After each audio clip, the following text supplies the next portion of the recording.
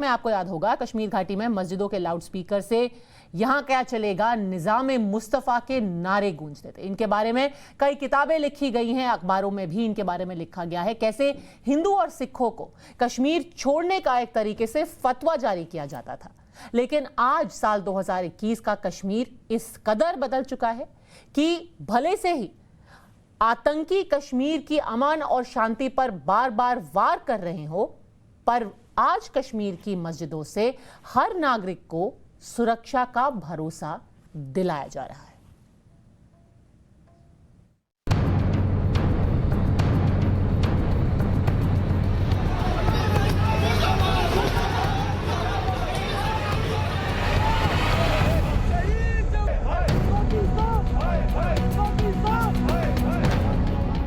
हिंदुस्तान के स्वर्ग कश्मीर को लग गई है पाकिस्तान की बुरी नजर। जिस कश्मीर में पिछले 2 साल से अमन और चैन था, आज वहां निर्दोष निहत्थों की हत्या हो रही है।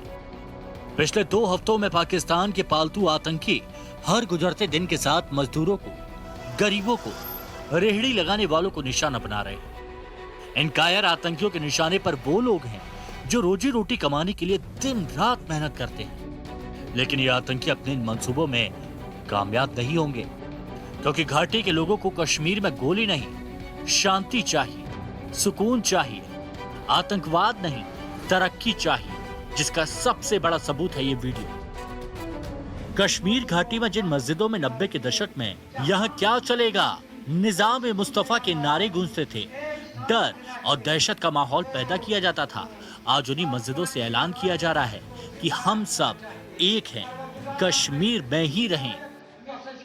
लोगों को गुजारिश की जा रही है कि हम हिंदू, मुस्लिम और सिखों के अलावा भी एक साथ रहते हैं और सब पुरानी रवायत को जिंदा रखना चाहते हैं। परवरदिगारा अजद सुचिदायत योसच कदीम रवायत और परवरदिगारा अशखाओ सुमान मोहब्बत मन बराबर परवरदिगारा अशखाओ सु बेहतर अशराता।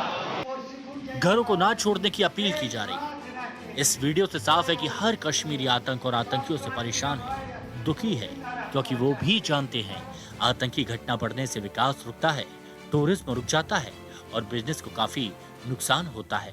लोगों को गुजारिश की जा रही है कि हम हिंदू, मुस्लिम और सिखों के अलावा भी एक साथ रहते हैं और सब पुरानी रवायत को जिंदा रखना चाहते हैं। परवरदिगारा अजद सुचिदायत योसच कदीम रवायत और परवरदिगारा अशखाओ सुमान मोहब्बत मन बराबर परवरदिगारा अशखाओ सु बेहतर अशराता। कश्मीरी पंडित संघर्ष समिति के अध्यक्ष संजय टिक्कू ने धर्म गुरुओं को एक संदेश दिया है, जिसमें उन्होंने मस्जिदों के आलिमों और मौलवियों से कश्मीर में रहने वाले हर नागरिक की सुरक्षा का एहसास कराने की गुजारिश की। संजय टिक्कू की अपील का असर हुआ है। श्रीनगर की करीब 8 मस्जिदों से पिछले शुक्रवार को अब तक सुरक्षा का आश्वासन दिया जा चुका है। मैं अल्लामा इकबाल के एक शेर से अपनी गुफ्तगू का आगाज़ करूँगा कि मजहब नहीं सिखाता आपस में बैर रखना, मजहब नहीं सिखाता आपस में बैर रखना, हिंदी है हम वतन है हिंदुस्तान हमारा। तो अजीज़ सामीन, ये हफ्ता भर से कम अज़ कम आज 8-9 दिन होने वाले हैं जो हालात हमारे यहाँ जम्मू कश्मीर के चल रहे हैं। इन हालात के चलते हुए मैं अपने मुक्तदीयीन और अपने नमाजी और अपने मुसलमान भाइयों से हर वक्त ये गुजारिश करता हूँ कि देखिए, हमारा मज़हब एक पुरअमन मज़हब है। ये पुरअमन रहने की हिदायत करता है और अपने पड़ोसियों को, अपने हमसायों को, वो किसी भी मज़हब से, किसी भी धर्म से, किसी भी ज़ात से ताल्लुक़ रखता हो, वो कोई अमीर हो या मज़दूर हो, हर एक को अमन और सुकून के साथ रहने की तलकीन करता है। कश्मीर में पिछले कुछ हफ्तों से डर और भय का माहौल बना हुआ है। कई निर्दोष लोगों की इन आतंकियों ने हत्या कर दी, लेकिन आलिमों और मौलवियों की इस अपील के बाद लोगों का डर जरूर कम होगा।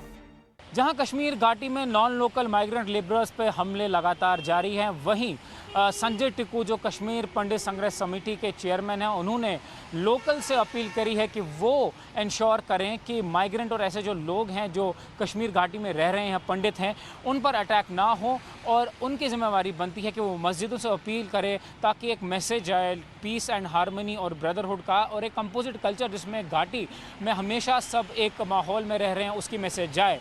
और इसी के चलते खानियार में एक मस्जिद जो आस्थान है वहाँ पे ये अपील हुई है जहाँ पर लोगों से कहा गया है कि वो ऐसे चीज़ें इंश्योर करें और ऐसी चीज़ें घटनाएं ना हो, इसके लिए दुआएं भी की जा रही है।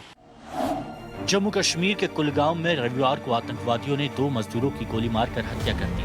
बीते 15 दिनों के अंदर आतंकियों ने 11 आम नागरिकों की हत्या की। वहीं पिछले 24 घंटे में मजदूरों पर 3 हमले हुए हैं।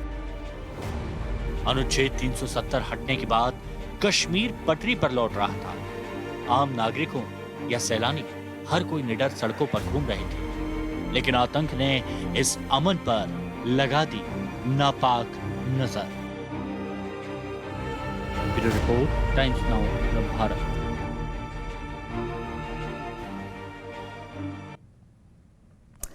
आपको याद दिला दें कि श्रीनगर की करीब 8 मस्जिदों से पिछले 4 दिनों में अब तक सुरक्षा का भरोसा दिया जा चुका है। आज भी एक और इमाम ने कश्मीर में अमन और शांति की अपील की। इमाम बशीर अहमद खान की इस अपील के बाद हमारे संवाददाता प्रदीप दत्ता ने उनसे की खास बातचीत।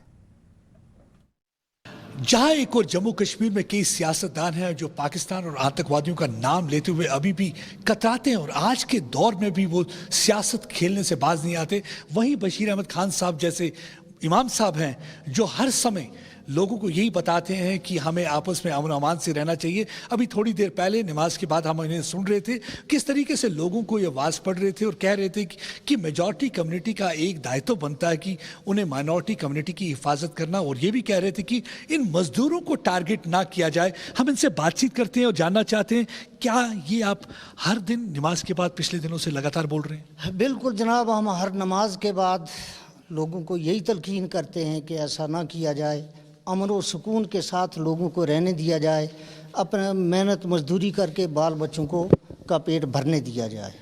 आपको दुख होता है जब आप देखते हैं कि ऐसी हरकतें हो रही हैं, कुछ टेररिस्ट आके या किसी हिंदू को मार देते हैं, किसी सिख को मार देते हैं, या जैसे आप मजदूरों को मार दिया है? बिल्कुल हमें दिली तौर पर दर्द होता है, दिली तौर पर दुख होता है कि किसी भी बेचारे का किसी की भी जान लेना, किसी की भी जान लेना, यहाँ तक कि कोई पशु जो है उसको भी बेवजह उसको भी मारना हमारे मज़हब में इसकी इजाज़त नहीं है। इंसान तो बड़ी एक आला चीज़ है। जब जिहाद की बात करते हैं कुछ लोग, क्या ये जिहाद है ये जो करना? नहीं, ऐसे किसी को परेशान करना, किसी पर छुप कर वार करना, ये जिहाद नहीं है। आप क्या कहना चाहेंगे बाकी उन सियासतदानों को भी जो आज भी ऐसे मौके पे भी सियासत करते हैं? मैं तो यही समझता हूँ कि ये सब सियासत का ही खेल है।